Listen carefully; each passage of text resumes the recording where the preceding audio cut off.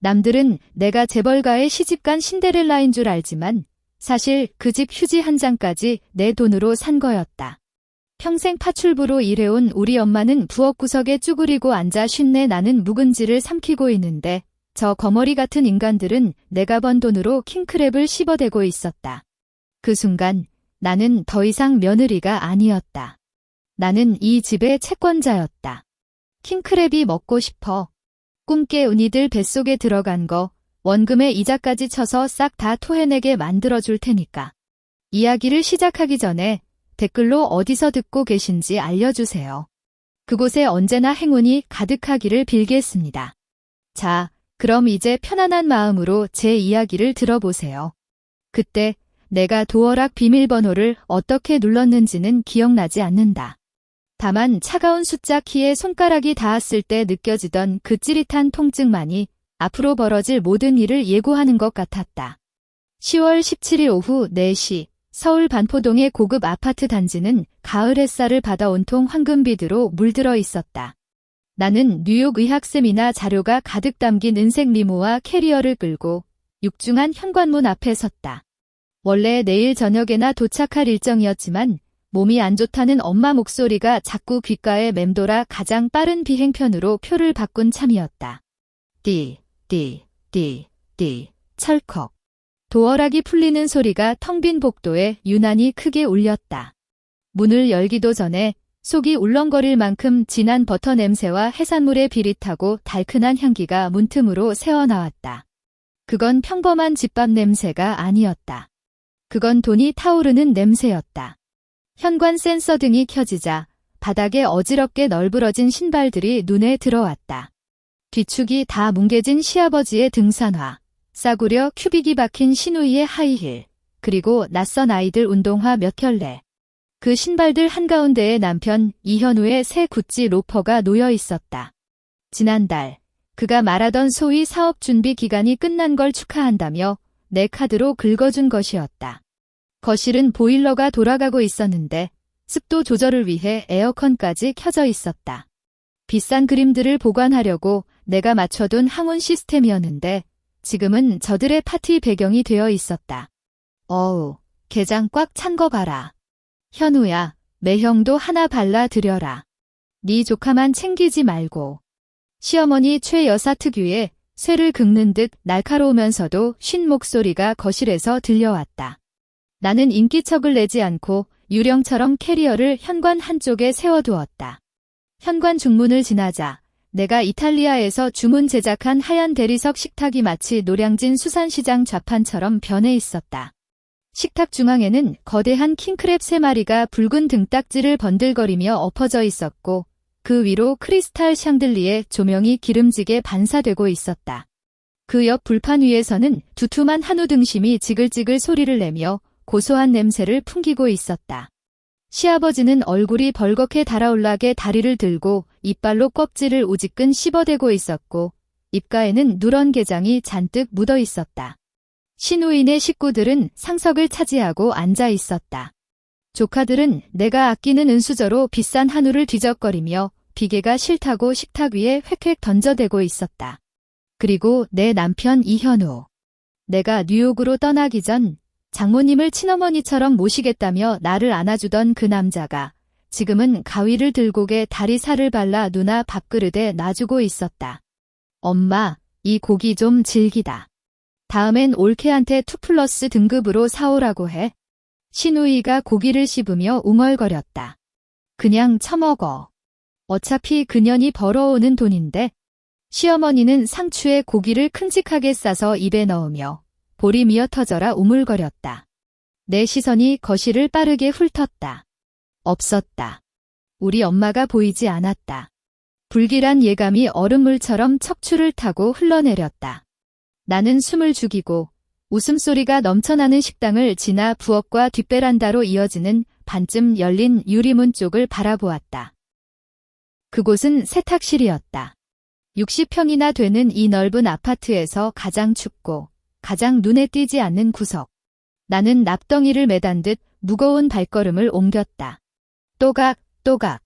하이힐 굽이 원목 마루를 찍는 소리가 났지만 시끄러운 씹는 소리와 TV 예능 프로그램 소리에 묻혀 아무도 나를 눈치채지 못했다. 세탁실 문 앞에 서서 떨리는 손으로 문고리를 잡았다. 불투명 유리 너머로 웅크린 등 하나가 보였다. 문을 여는 순간 눅눅한 곰팡내와 세제 냄새가 확 끼쳐왔다. 평생 고생만 하며 나를 서울 최고의 성형외과 의사로 키워낸 우리 엄마가 어디서 찾아냈는지 모를 빨간 플라스틱 목욕 의자에 쪼그려 앉아 있었다. 엄마 앞에는 식탁도 없었다. 요란하게 돌아가는 드럼 세탁기 한 대뿐이었다. 세탁기 뚜껑 위에는 이가 빠진 스테인리스 밥그릇 하나가 놓여 있었다. 그 안에는 차갑게 식어 딱딱하게 굳은 찬밥이 담겨 있었고 그 위에는 거무튀튀한 총각무 몇 쪽이 얹어 있었다. 아삭한 햇김치가 아니라 너무 오래 묵어 군내가 진동하는 묵은지였다. 엄마는 숟가락으로 그 찬밥 덩어리를 힘겹게 파내고 있다가 문 열리는 소리에 화들짝 놀라 숟가락을 바닥에 떨어뜨렸다. 쨍그랑. 엄마가 허둥지둥 고개를 돌렸다. 나를 보자 탁한 눈동자가 커지더니 이내 공포가 서렸다. 엄마는 죄지은 아이처럼 몸으로 찬밥 그릇을 가리며 앞치마에 거친 손을 마구 문질러 닦았다. 은성아? 네가 오늘 어떻게 벌써 왔냐? 엄마의 목소리는 모래가 낀 듯 거칠었다. 창백한 얼굴 위로 입가에 묻은 붉은 김치 국물이 유난히 처연해 보였다. 나는 검버섯과 동상이 가득한 엄마의 손을 바라보았다. 나를 공부시키겠다고 한겨울 식당 뒷골목에서 20년 넘게 설거지를 했던 그 손이었다. 엄마. 입을 열었지만 목구멍이 꽉 막힌 듯 소리가 나오지 않았다.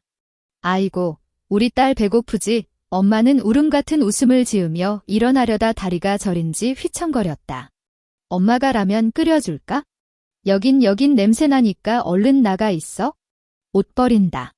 그때 등 뒤 부엌 쪽에서 발소리가 들렸다. 누구야? 에어컨 바람 빠지게 문은 왜 열어? 시어머니가 기름 뚝뚝 떨어지는 게 다리를 든 채 번들거리는 입으로 걸어왔다. 세탁실 앞에 선 나를 보자 그 뱀 같은 눈에 당황한 기색이 스치더니 이내 뻔뻔한 오만함으로 바뀌었다. 그녀는 입안에 든 고기를 삼키지도 않고 쩝쩝거리며 나를 흘겨보았다. 어머, 이게 누구야? 은성이 아니니? 연락도 없이 웬일이니? 깜짝 놀랐네. 사과는 없었다. 변명도 없었다. 가식적인 인사조차 없었다. 나는 시어머니를 노려보며 손톱이 살을 파고들 만큼 주먹을 꽉 쥐었다. 그 통증으로 간신히 이성을 붙잡았다.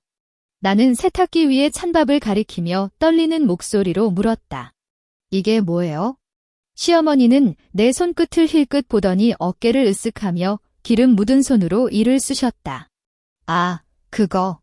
사돈어른이 해산물은 비려서 못 드시겠다지 뭐니? 냄새만 맡아도 구역질이 난다시잖아. 본인이 굳이 개운한 묵은지에 밥 드시고 싶다는데 어쩌겠니? 소원대로 해드렸지? 그녀는 코웃음을 치며 거실을 향해 소리쳤다. 현우야, 네 마누라 왔다. 얼른 안 오고 뭐하니? 온 김에 은성아, 과일 좀 깎아와라. 기름진 거 먹었더니 입이 텁텁하네. 참, 멜론은 큼직하게 썰어라. 그 순간 내 머릿속에서 팽팽하던 줄 하나가 툭 하고 끊어지는 소리가 들렸다. 나는 쉴 새 없이 움직이는 시어머니의 입을 보았다. 씹을 때마다 흔들리는 입가의 점을 보았다. 뼛속까지 박힌 나와 내 엄마에 대한 저 경멸을 보았다. 이게 내가 매달 용돈 500만 원씩 쥐어주며 모신 시어머니라니. 이게 내가 뉴욕에서 새벽 3시까지 회의하면서도 알람 맞춰놓고 한정판 등산복을 사다 바친 시어머니라니. 은성아. 여보. 이현우의 목소리가 거실에서 들려왔다. 그는 게 가위를 든 채 내가 한때는 순박하다고 믿었던 하지만 이제 보니 비겁하고 위선적일 뿐인 웃음을 띠고 걸어왔다. 왜 이렇게 일찍 왔어? 말이라도 하지. 공항으로 마중 나갔을 텐데. 그는 세탁기 옆에 쪼그려 앉은 장모님은 쳐다보지도 않고 곧장 내게 다가와 어깨를 감싸려 했다. 그의 손에서는 깨 비린내와 기름 냄새가 진동했다. 마침 잘 왔다. 누나가 와인 마시고 싶다는데 당신이 가서 와인 셀러에서. 나는 몸을 들어 그의 손을 피했다. 이현우의 손이 허공에서 멈췄다. 그는 당황한 듯 미간을 찌푸리며 목소리를 낮췄다. 여보, 왜 그래? 엄마도 계신데 분위기 좀 맞추지? 분위기. 내가 사준 명품 셔츠를 입고 내가 산 집에 살며 내가 사준 차를 타는 주제에 자기 장모가 구석에서 찬밥을 먹는데도 모른 척하는 이 남자. 지난 3년간의 결혼 생활이 주마등처럼 스쳐 지나갔다. 결혼 전 그는 맹세했었다. 은성아, 당신 손은 사람 살리는 귀한 손이야. 집에서는 물 한 방울 안 묻히게 할게. 처음 인사드리러 갔을 때 시어머니는 내 손을 잡고 말했다. 난 딸이 하나 더 생긴 것 같아서 너무 좋다. 이제부터 넌 내 친딸이야. 알고 보니 그 친딸이라는 말은 돈 벌어오는 기계라는 뜻이었다. 물 한 방울 안 묻히게 하겠다던 말은 내 눈물이 말라 비틀어질 때까지 아무도 신경 쓰지 않겠다는 뜻이었다. 나는 깊게 숨을 들이마셨다. 역겨운 게 비린내가 조금 옅어지고 대신 비릿한 쇠맛이 났다. 입술을 너무 세게 깨물어 피가 난 모양이었다. 나는 이현우를 무시하고 시어머니도 지나쳐 거대한 대리석 식탁을 향해 또벅또벅 걸어갔다. 거실에 웃음소리가 잦아들었다. 시누이는 고기를 씹다 멈췄고 시아버지는 술잔을 내려놓았다. 모두가 기이한 눈빛으로 나를 쳐다보았다. 외숙모, 나 콜라 줘. 시누이의 막내 아들이 소스가 잔뜩 묻은 포크를 흔들며 소리쳤다. 나는 식탁 상석 앞에 섰다. 원래 내 자리였어야 할 그곳은 게 껍데기와 더러운 휴지 뭉치들로 엉망이었다. 파리 경매장에서 한 세트에 800만 원을 주고 낙찰받은 본차이나 접시들이 쓰레기 더미처럼 쌓여 있었다. 은성아, 뭐하니? 과일 안 깎고 시어머니가 짜증 섞인 목소리로 재촉하며 따라왔다. 나는 고개를 숙여 매끈한 대리석 상판을 내려다보았다. 무표정한 내 얼굴이 비쳤다. 나는 천천히 양손을 뻗어 대리석 식탁의 모서리를 꽉 움켜쥐었다. 차가운 감촉이 손바닥을 타고 전해지자 머릿속이 더없이 맑아졌다. 과일이라고 했죠? 나는 나만 들릴 정도로 작게 속삭였다. 다음 순간 나는 다리에 힘을 주고 허리를 비틀며 지난 3년간 억눌러왔던 분노와 억울함을 양팔에 모조리 쏟아부었다. 으아! 짐승의 울부짖음 같은 고함이 내 목에서 터져나왔다. 100kg이 넘는 육중한 대리석 상판이 거짓말처럼 허공으로 솟구쳤다. 화광. 천지를 뒤흔드는 굉음과 함께 식탁이 통째로 뒤집혔다. 세상이 느린 화면처럼 흘러갔다. 비싼 킹크랩들이 연처럼 허공을 날아 붉은 궤적을 그렸다. 달궈진 불판이 뒤집히며 숯불과 기름이 사방으로 튀어 마치 불꽃놀이처럼 흩어졌다. 아직 반도 비우지 않은 와인병이 공중에서 박살나며 붉은 술이 핏물처럼 뿜어져 나왔다. 시누이는 입을 쩍 벌린 채 씹던 고기를 떨어뜨렸고 시아버지는 날아오는 접시를 피하려다 의자에서 굴러떨어졌다. 와장창. 박살 나는 소리. 그건 수천만 원짜리 그릇이 쓰레기가 되는 소리였고 가짜 평화가 박살나는 소리였다. 날카로운 도자기 파편 하나가 튀어올라 이현우의 매끈한 얼굴을 스치고 지나갔다. 선홍색 피가 솟구쳐 그의 뺨을 타고 하얀 카페트 위로 뚝뚝 떨어졌다. 아! 내 얼굴. 이현우가 얼굴을 감싸주며 고양이처럼 비명을 질렀다. 거실은 죽은 듯 고요해졌다. 바닥에 떨어진 킹크랩 다리 하나가 경련하듯 파르르 떨고 있을 뿐이었다. 시어머니는 자리에 못 박힌 듯 서서 늘어진 볼살을 떨고 있었다. 눈을 부릅뜬 채 난장판이 된 거실을 바라보는 그녀의 표정은 마치 세상의 종말을 본 것 같았다. 5초쯤 지났을까 그녀가 찢어지는 비명을 질렀다. 미쳤어. 네가 돌았구나? 차은성.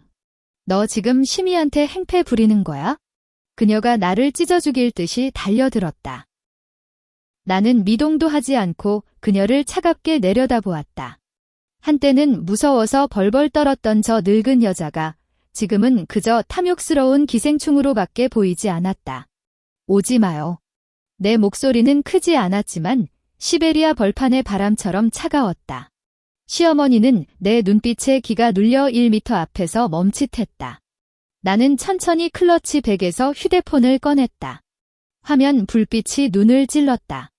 나는 아무도 쳐다보지 않고 익숙하게 단축번호 한 번을 눌렀다. KB국민은행 VIP 전담센터였다. 신호음이 한 번 울리기도 전에 연결되었다. 반갑습니다. 차은성 고객님, 무엇을 도와드릴까요? 상담원의 목소리는 비현실적일 만큼 상냥했다. 나는 스피커폰 버튼을 누르고 볼륨을 최대치로 올렸다. 나 차은성이에요.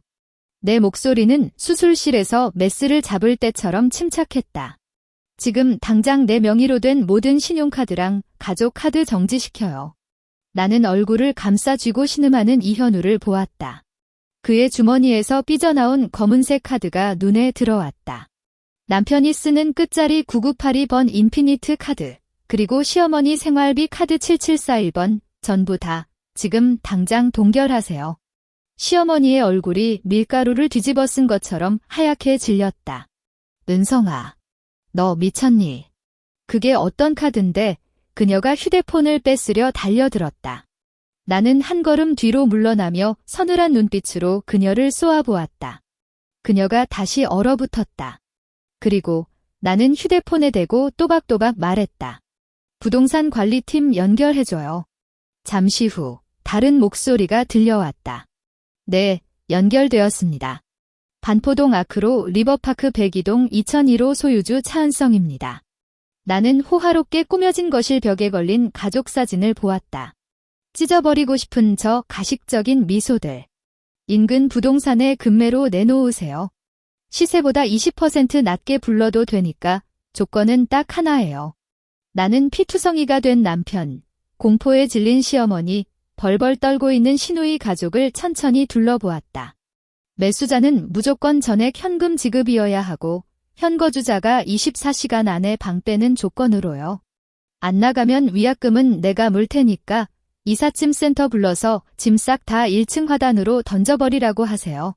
나는 대답도 듣지 않고 전화를 끊었다. 탁, 휴대폰을 기름 범벅이 된 바닥 위로 던져버렸다.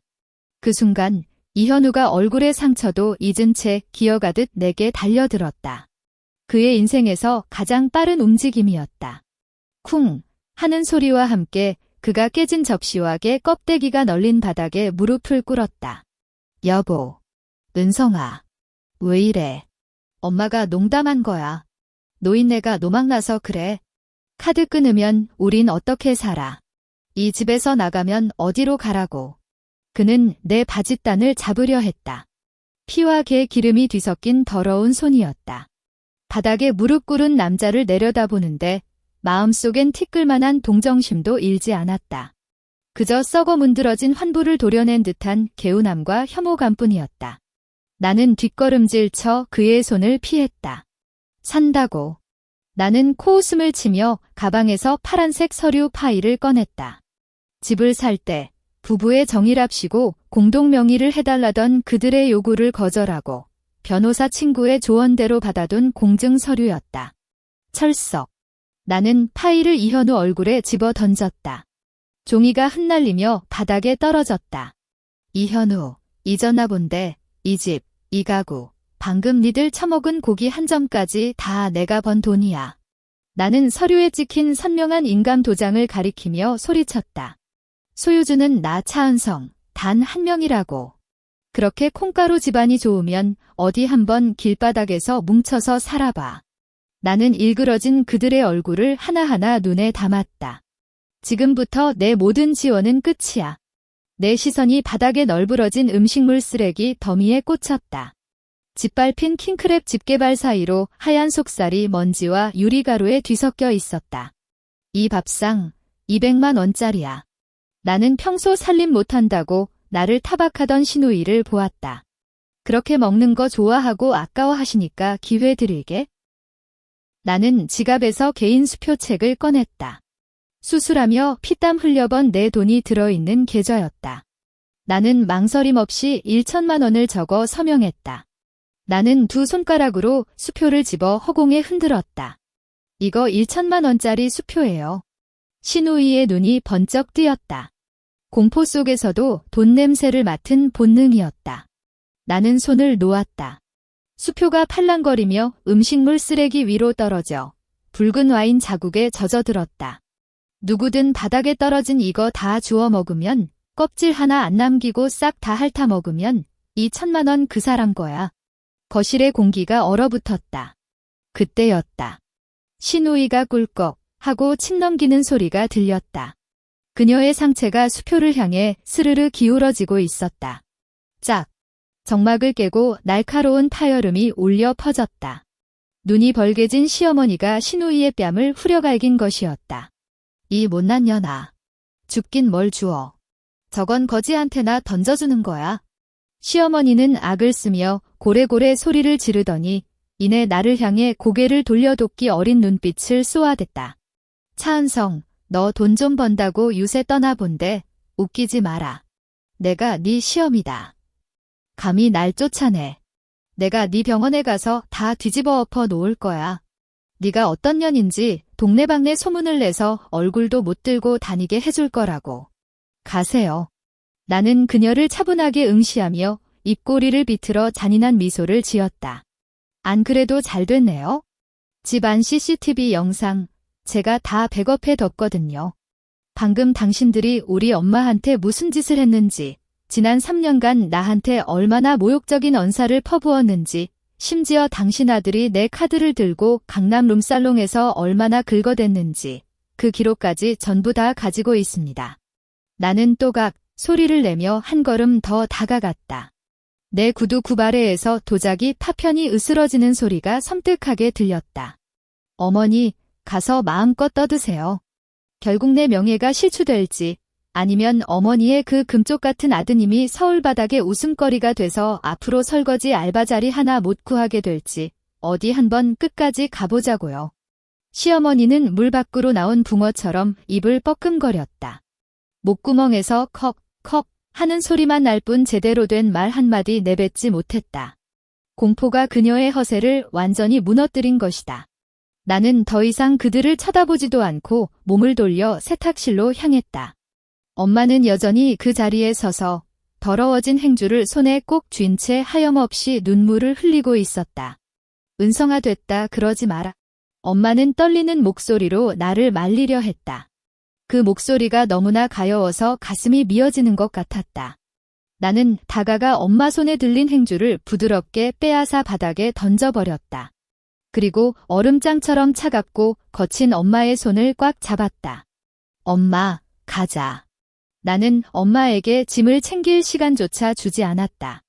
이 집구석에 엄마라는 사람 말고는 내가 챙겨야 할 것은 단 하나도 없었다.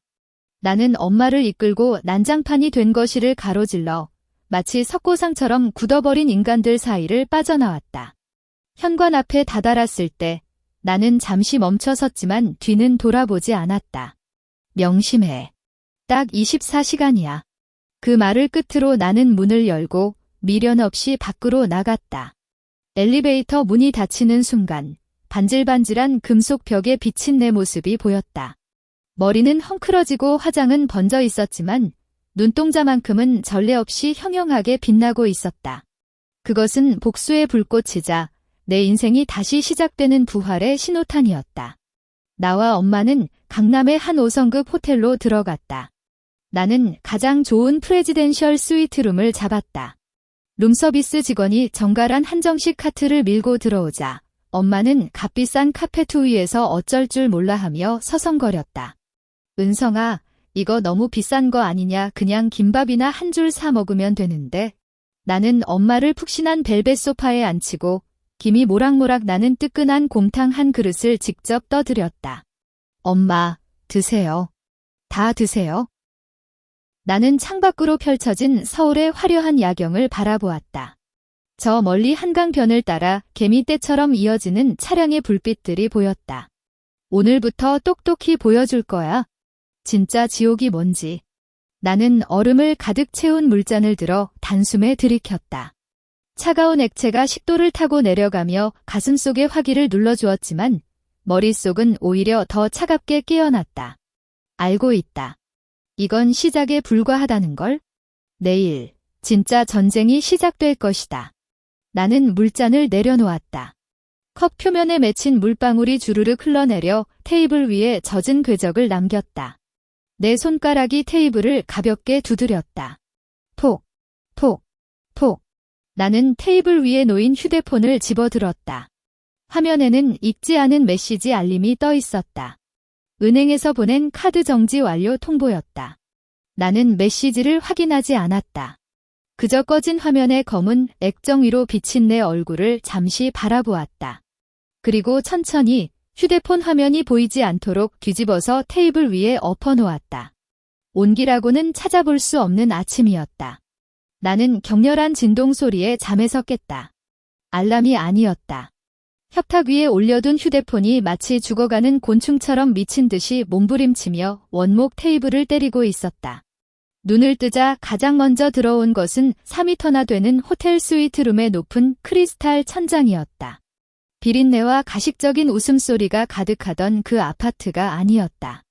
옆자리의 시트는 매끈하고 차가웠다. 고개를 돌려보니 엄마는 커다란 통유리창 앞 1인용 소파에 몸을 웅크린 채 야은 담요를 덮고 있었다.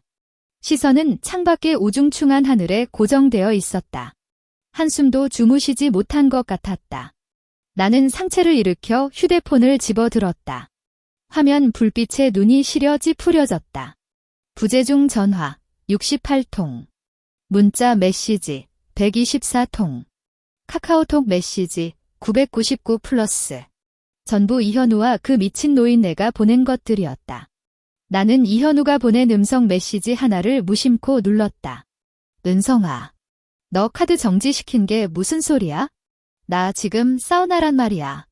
계산하려는데 잔액 부족이래.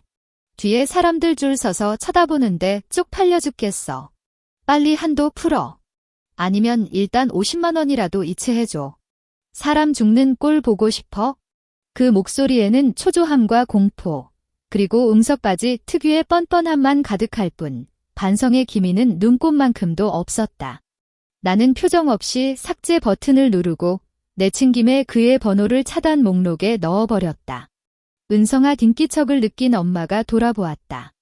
눈가가 퀭하게 검푸른색으로 변해 있었다. 우리 집에 가봐야 하는 거 아니냐? 네 시어머니 성격에 만약에 가야죠. 나는 이불을 걷어내고 부드러운 양털 러그를 맨발로 밟으며 욕실로 향했다. 거울 속에 나는 창백했지만 눈빛만큼은 수수룡 메스처럼 날카로웠다. 근데 사과하러 가는 게 아니에요?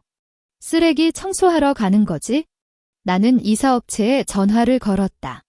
서울에서 소위 야반도주나 재벌가 혼외자들의 거처를 정리해주는 특수이사 전문 업체였다. 차은성입니다. 지금 반포동 아크로 리버파크로 가주세요. 네, 어제 말씀드린 그대로입니다. 안방 드레스룸에 있는 제 물건을 제외하고 나머지는 싹 다 폐기 처분하세요. 수화기 넘어 매니저의 목소리는 침착했다. 알겠습니다. 만약 저항하면 어떻게 할까요? 나는 거울을 보며 입술에 붉은 립스틱을 바르다 말고 차갑게 내뱉었다. 사람이 아니면 전부 폐기물 취급하세요. 저항한다고요? 그럼 사람도 같이 들어서 밖으로 던져버리세요. 1시간 뒤 검은색 밴이 아파트 단지 안으로 들어섰다. 하늘에서는 부슬비가 내리고 있었다. 서울의 가을비는 뼛속까지 스며드는 한기를 품고 있었다. 나는 검은색 장우산을 쓰고 화단 옆에 서서 파란색 유니폼을 입은 건장한 인부들이 군대처럼 아파트 입구로 돌진하는 모습을 지켜보았다. 얼마 지나지 않아 위층에서 돼지 멱다는 소리가 들려왔다. 니들 뭐야? 여기 우리 집이야. 내가 이 집 안주인이라고. 경찰 불러. 시어머니 최 여사의 비명은 20층 높이와 방음 유리를 뚫고 희미하게 들려왔다. 곧이어 쿵 하고 무거운 것이 떨어지는 소리가 났다. 소리는 들리지 않았지만 건물 전체가 미세하게 울리는 것 같았다. 1층 엘리베이터 문이 열렸다. 가장 먼저 밀려나온 것은 어제 내가 반쯤 뒤집어 엎었던 대리석 식탁의 다리였다. 인부 몇 명이 끙끙대며 그것을 들어 올려 가차없이 재활용 쓰레기장에 처박았다. 뒤이어 이현우가 목숨처럼 아끼던 골프채 세트가 나왔다. 작년 생일에 내가 사준 헤드마다 이름까지 각인된 주문 제작품이었다. 지금 그것들은 젖은 빗자루 뭉치처럼 젖은 아스팔트 바닥에 내동댕이 쳐져 처참한 금소금을 냈다. 이거 놔. 이 강도 같은 놈들아. 산발이 된 시어머니가 뛰쳐나왔다. 손에는 에르메스 버킨백을 생명줄처럼 움켜쥐고 있었다. 물론 짝퉁이었다. 동대문에서 사달라고 하도 졸라대서 사준 가짜였다. 그녀는 한쪽 발에만 슬리퍼를 신고 있었고 맨발인 다른 쪽 발은 차가운 빗물 웅덩이를 밟아 진흙투성이었다. 신우이는 아이 둘을 끌어안고 뒤따라 나왔다. 얼굴의 화장은 빗물과 눈물에 범벅이 되어 조커처럼 번져 있었다. 평소 우리 엄마가 담근 김치에서 마늘 냄새가 난다며 코를 쥐던 그 고상한 여자가 지금은 바닥에 흩어진 화장품을 줍느라 허둥대고 있었다. 차은성. 시어머니가 우산 아래 서 있는 나를 발견했다. 그녀는 잠시 멈칫하더니 이내 미친 사람처럼 달려들었다. 흉기처럼 기른 손톱이 내 얼굴을 향해 날아왔다. 이 독한 년. 네가 진짜 감히 우릴 쫓아내. 이 집 내 아들 지분도 있어. 너 이거 주거침입이야. 나는 눈 하나 깜짝하지 않았다. 내 옆에 서 있던 경호원 2명이 나섰다. 190cm가 넘는 거구에 검은 정장을 입은 그들이 무표정한 얼굴로 내 앞을 막아섰다. 시어머니는 그들의 철판 같은 가슴팍에 부딪혀 튕겨나가더니 빗물이 고인 화단에 엉덩방아를 찧었다. 차가운 흙탕물이 튀어올라 그녀가 가장 아끼는 밍크코트는 순식간에 물에 젖은 쥐꼴이 되었다. 주거침입.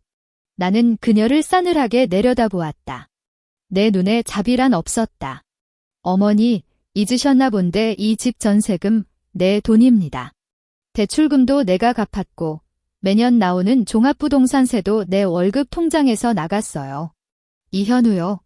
그 인간이 정자 몇 마리랑 갚지도 못할 카드고지서 말고 이 집에 보탠 게 뭐가 있죠?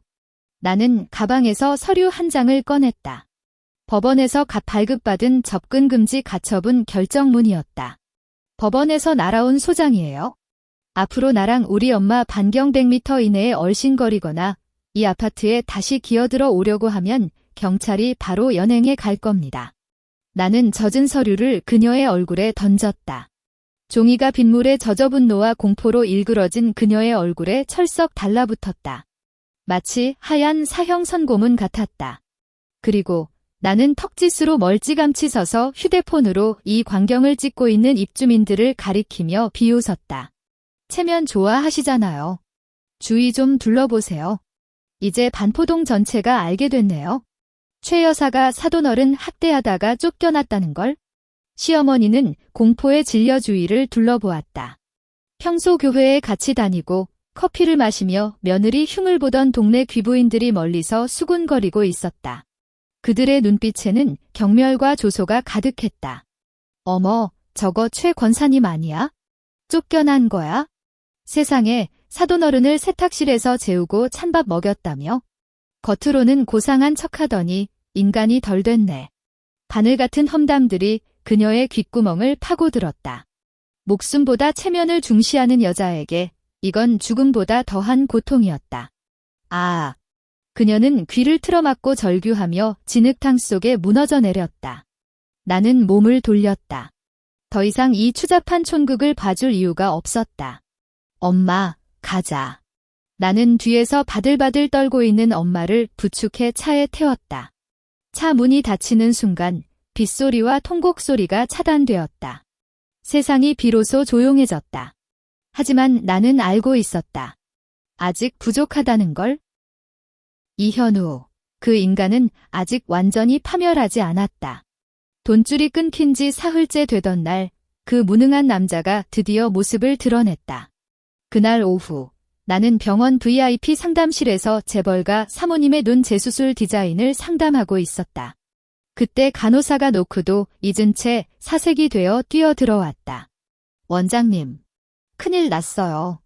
로비가 난리가 났어요.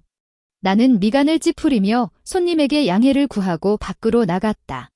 로비에 도착하기도 전에 그 익숙하고 역겨운 목소리가 들려왔다. 여러분, 다들 와서 좀 보세요. 이게 여러분이 아는 명의 차은성의 실체입니다. 시어머니를 돈 벌었다고 내쫓은 페류나입니다. 제 아들을 길거리로 내몰았어요. 이런 여자가 의사 자격이 있습니까? 속이 시커먼 여자라고요. 나는 2층 난간에 서서 차갑게 아래를 내려다보았다. 시어머니는 차은성은 내 피 같은 돈을 내놔라라고 붉은 페인트로 쓴 하얀 현수막을 들고 있었다. 그녀는 병원의 매끈한 대리석 바닥에 주저앉아 대성통곡을 하고 있었다. 그 옆에는 사흘 동안 갈아입지 않아 꼬질꼬질한 셔츠를 입은 이현우가 초췌한 몰골로 휴대폰을 들고 라이브 방송을 하고 있었다. 여러분, 보십시오. 이게 강남 명의의 민낯입니다. 제 아내, 연봉이 5억인데 제 어머니를 길바닥에. 그는 카메라 렌즈를 향해 불쌍한 척 연기를 하며 악어의 눈물까지 짜내고 있었다. 로비는 구경하러 나온 환자와 보호자들로 인산인해를 이루었고 많은 사람이 휴대폰을 꺼내 촬영하고 있었다. 보안 요원들이 그들을 끌어내려 했지만 시어머니는 기둥을 붙잡고 드러누워 의사가 사람 친다 라며 악을 써댔다. 여론이 술렁이기 시작했다. 사람들의 손가락질이 나를 향했다. 진짜야. 시어머니를 쫓아냈대. 돈 많이 벌면 뭐해. 인성이 글러먹었네. 나는 그 광경을 보며 분노 대신 상황을 완전히 장악했다는 짜릿한 쾌감을 느꼈다. 나는 무전기를 꺼내 통화 버튼을 눌렀다. 보안실, 차은성입니다. 로비 메인 스크린 3번 채널로 돌리세요. 당장. 성형 성공 사례와 병원 홍보 영상을 내보내던 대형 LED 전광판이 치직하고 깜빡였다. 다음 순간 화면이 바뀌었다. 고정된 미녀의 얼굴 대신 좁고 어두침침한 세탁실의 풍경이 나타났다. 집에 강아지를 보려고 설치해 둬던 펫캠 화면이었다. 카메라는 정확히 세탁기와 부엌 쪽을 비추고 있었다. 로비가 순식간에 쥐 죽은 듯 조용해졌다. 화면 상단에는 날짜와 시간이 선명하게 찍혀 있었다. 시어머니 최 여사의 표독스러운 얼굴이 대형 스크린을 가득 채웠다. 아이고, 사돈어른. 밥이 좀 식었어도 쌀은 쌀이잖아요. 그냥 여기서 드세요. 냄새나게 밖으로 나와서 망신 주지 말고. 은성이 그년이 버는 돈 다 내 아들 건데 사돈이 무슨 자격으로 식탁에 앉아요. 화면 속에서 우리 엄마는 죄인처럼 플라스틱 의자에 쭈그리고 앉아 눈물을 훔치며 딱딱하게 굳은 찬밥을 삼키고 있었다. 이어서 화면이 바뀌었다. 이번엔 이현우였다. 그는 소파에 거만하게 다리를 꼬고 앉아 내 북카드를 흔들며 통화하고 있었다. 야, 오늘 강남에서 제일 물 좋은 클럽으로 예약해. 룸 잡고 내 마누라 카드로 긁어. 그 곰 같은 여자는 수술하느라 바빠서 명세서 볼 시간도 없어. 그 다음은 더 예전 영상이었다. 신우이가 내 화장대에서 명품 화장품을 자기 가방에 쓸어 담으며 비아냥거렸다. 어차피 올케는 맨날 마스크 쓰고 일하는데 이런 게 무슨 소용이야? 아까우니까 내가 써야지. 영상 하나하나가 로비에서 시위 중인 모자의 뺨을 후려갈기는 강력한 증거였다. 로비의 공기가 바뀌었다. 나를 비난하던 사람들은 입을 다물었고 그 자리를 충격과 분노 그리고 경멸이 채웠다. 세상에 저게 사람 새끼들이야? 사돈어른한테 찬밥을 먹여? 짐승만도 못한 것들. 저 남자 진짜 토 나온다. 마누라 등골 빼먹으면서 저렇게 당당해? 이현우의 얼굴이 백지장처럼 하얗게 질렸다. 손에 들고 있던 휴대폰을 툭 하고 떨어뜨렸다. 아마 라이브 방송 채팅창은 그를 욕하는 글로 도배가 되었을 것이다. 시어머니는 통곡을 멈췄다. 그녀는 멍하니 고개를 들어 스크린 속에 박제된 자신의 추악한 모습을 바라보며 사시나무 떨듯 떨었다. 나는 의사 가운의 깃을 정돈하고 또각또각 구두 소리를 내며 계단을 걸어 내려갔다. 사람들이 홍해처럼 갈라지며 길을 터주었다. 나는 이현우 앞에 섰다. 한때는 나의 안식처라고 착각했던 그 남자를 내려다보았다. 이현우. 나는 차트를 읽듯이 건조하게 그의 이름을 불렀다. 사람들한테 진실을 알리겠다고 했지? 자, 이제 다들 알게 됐네. 나는 미리 대기하고 있던 경찰들을 향해 고개를 돌렸다. 업무방해와 명예훼손으로 내가 신고한 경찰들이었다. 경관님, 이 영상이면 증거로 충분하겠죠? 그리고 가정폭력하고 사기 혐의도 추가로 고소하겠습니다. 경찰 2명이 다가와 이현우의 양팔을 결박했다. 잠깐. 은성아. 여보. 내가 잘못했어. 다 엄마가 시킨 거야. 난 널 사랑한다고 이현우가 발버둥치며 콧물과 눈물로 범벅이 된 얼굴로 애원했다. 나 잡아가면 안 돼. 나 감옥 가면 안 된다고. 카드값 갚아야 한단 말이야. 그건 네 사정이고. 나는 쓰레기 봉투가 끌려가듯 경찰에게 끌려가는 그를 차갑게 응시했다. 시어머니가 나에게 달려들려 했지만 보안 요원에게 짐짝처럼 들려 제지당했다. 차은성. 너 천벌 받을 거야. 두고 봐. 그녀가 핏대를 세우며 저주를 퍼부었다. 나는 희미하게 미소 지으며 그녀의 귀에 대고 나직하게 속삭였다. 천벌이요? 어머니, 이게 바로 천벌이에요. 어머니가 직접 뿌린 씨앗, 이제부터 아주 천천히 씹어서 삼키세요. 경찰차 사이렌 소리가 멀어지자 로비에서는 우레와 같은 박수가 터져나왔다. 그것은 온전히 나의 승리였다. 3개월 뒤 서울가정법원. 이혼 판결문이 나오던 날 햇살은 유난히 눈부셨다. 나는 업계에서 가장 독종이라 불리는 이혼 전문 변호사 팀을 고용했다. 장모 학대 영상, 수년간의 경제적 착취 기록, 그리고 그가 밖에서 진 억대의 도박 빚까지. 명백한 증거 앞에서 이현우는 재산 분할은커녕 거액의 소송 비용과 위자료까지 떠안게 되었다. 그들이 주장하던 부부 공동 재산이라는 신화는 법과 증거 앞에서 휴지 조각처럼 찢겨나갔다. 법원 문을 나서며 나는 자유의 공기를 깊게 들이마셨다. 1년 후 스위스 그린델발트. 알프스의 만년설이 햇빛을 받아 다이아몬드처럼 반짝이고 있었다. 이곳의 공기에는 서울의 매캐한 미세먼지 대신 푸른 풀냄새와 차가운 눈 내음만이 가득했다. 나는 테라스의 라탄 의자에 앉아 저만치서 세인트 버나드 개와 놀고 있는 엄마를 바라보았다. 엄마의 얼굴은 혈색이 돌았고 미소는 환했다. 어둡고 축축한 세탁실에서 눈치 보던 비굴함과 공포는 온데간데 없었다. 내가 사들인 캐시미어 코트를 입은 엄마는 마치 원래부터 귀부인인 것처럼 우아해 보였다. 테이블 위에는 방금 구워낸 안심 스테이크 2접시가 놓여 있었다. 미디엄 레어로 익혀 육즙이 풍부했다. 나는 고기를 한 조각 썰어 입에 넣었다. 정말 맛있다. 그때 테이블 위에 휴대폰이 진동했다. 한국에서 온 뉴스 알림이었다. 강남 유명 성형외과 원장 전 남편, 사기 혐의로 피소 일가족 반지하 생활 충격 근황. 나는 기사에 첨부된 사진을 클릭했다. 경기도 성남의 어느 허름한 반지하 방이었다. 벽지에는 검은 곰팡이가 피어 있었고 땅 위로 반만 드러난 창문 너머로는 지나가는 사람들의 발목만 보였다. 사진 속에서 그토록 기세등등하던 시어머니 최 여사는 산더미처럼 쌓인 설거지통 앞에 앉아 있었다. 낡아 빠진 앞치마를 두르고 기름때 낀 찬물에 손을 담근 채 새카맣게 탄 냄비 바닥을 수세미로 벅벅 문지르고 있었다. 근처 싸구려 고깃집 주방에서 설거지하며 생계를 잇고 있는 모양이었다. 그녀의 손은 퉁퉁 부어올라 무처럼 변해 있었고 관절은 툭 붉어져 있었다. 눈동자는 탁하고 초점이 없었다. 그 옆에서는 시누이가 생활비 몇 푼 때문에 이현우와 머리채를 잡고 싸우고 있었고 아이들은 옆에서 자지러지게 울고 있었다. 마치 예전에 그녀가 우리 엄마에게 했던 짓 그대로였다. 운명은 돌고 돌아 결국 제자리로 돌아왔다.